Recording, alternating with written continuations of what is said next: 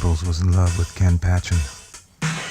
He ate 3 of Patchen's books for breakfast one morning, with milk and sugar, and on his way to work threw up in the subway, just missing a curvy secretary who had until then been smiling at him. She got off at the next stop and he followed her, brushing words and curdled milk from his left trouser cuff. "Excuse me," he said.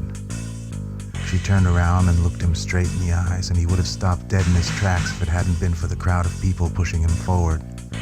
"Miriam," he said. She didn't speak to him because there was a man in front of her who had an ear cocked waiting for her to say something compromising. So to be safe, she just gave him a nod and a wink, and when they were finally out of the push and shove and on the street, she slowed down and put her arm through his and walked alongside him just like a loving wife. "Let's go in here," she said, and guided him into a sleazy bar where at that time of morning there was only a bald bartender drying glasses with an old cloth.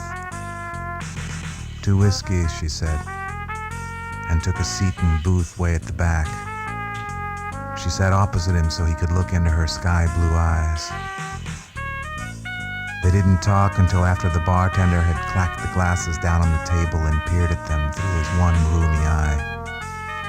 He must have decided that they could afford to pay, so he shuffled back behind the bar to smear some more germs on glasses. "Ken told me you would come." "Miriam, stop it. You know he wasn't Jesus. He was just a man who liked to put locomotives into kitchens." "He loved you too," she said, "even though he would have let them slit your throat on the way to Baltimore that evening when the saxophones." "Miriam, listen. Let's get out of here and go to a hotel, or even back to my place, or Jesus, anywhere. I want to taste your mouth." "My mouth tastes like stale whiskey. I want to caress your body. It's like running your hands over broken glass. I want to penetrate into the warm night of your summer." Ken is dead, Pimples. I've renounced stars and summer nights on the tickly grass.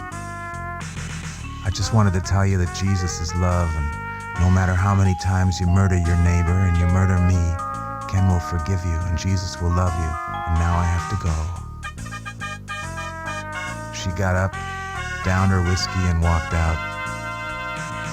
Pimples watched the barman limp toward him. "Pay up, buddy."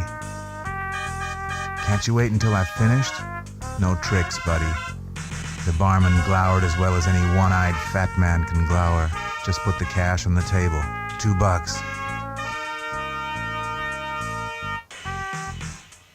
Pimples put $2 gold on the table, and the barman swept them into his greasy palm.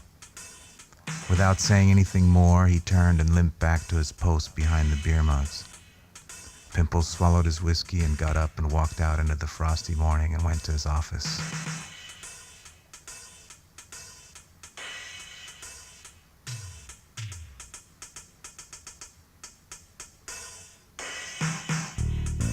It was exactly a week later that they found him in the executive bathroom, sprawled on the tile floor, dark blue and very dead.